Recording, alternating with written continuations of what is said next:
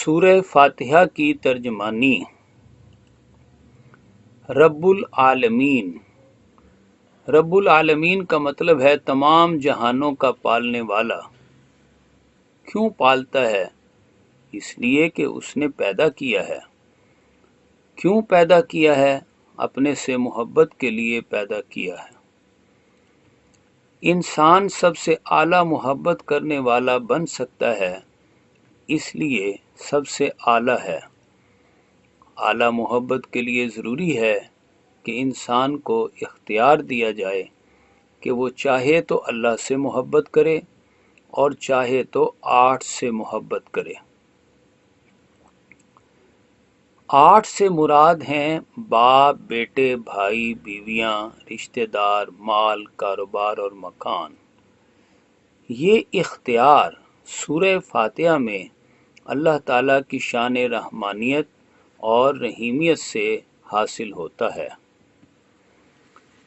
جو شخص شان رحمانیت اور رحیمیت سے حاصل ہونے والے اختیار کی وجہ سے اپنی آٹھ کی محبت کے بھینٹ چڑھتا ہے، وہ مغضوب اور ضال کی صورت میں ظاہر ہوتا ہے، اور جو شخص شان مالکیت کو سامنے رکھ کر اللہ کی عبادت کا حق ادا کرتے ہوئے مغضوب اور ضال کی مخالفت جان کی بازی کھیلتے ہوئے کرتا ہے، جس کی پاداش میں اسے رلایا اور تڑپایا جاتا ہے، تو وہ اللہ کی محبت کا مظاہرہ کرتا ہے، اس میں سب کچھ لٹاتا ہے۔ یہ ذالک الفوز العظیم ہے، یہ اصل کامیابی ہے۔ اگر اللہ کی طرف سے نستعین یعنی مدد آ جائے تو ظالموں کا صفایا کر کے ظلم کا خاتمہ اور عدل کا قیام کر دیتا ہے۔ یہ ہدایت والا ہونا ہے، یہ صراط مستقیم ہے، یہ انعام یافتہ ہونا ہے۔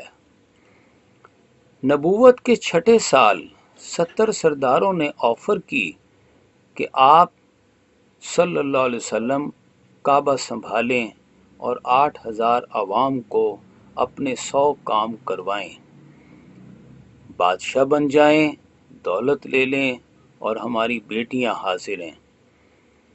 نماز، روزہ، زکوٰۃ و حج عمرہ کے فرائض و واجبات و سنن اور مستحبات اور نوافل کے ساتھ اللہ کی، انبیاء کی، اولیاء کی شانیں بیان کریں، جنت اور دوزخ کے بارے میں بتائیں، حافظ، قاری، عالم، مفتی، پیر بنائیں۔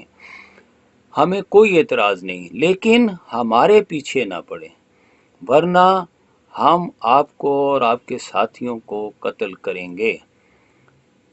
ظالموں کو چھوڑ کر 100 کام کرنے والے ضال ہوتے ہیں، جبکہ نبی اکرم صلی اللہ علیہ وسلم ظالموں پر 100 طرح کے کوڑے برساتے ہیں۔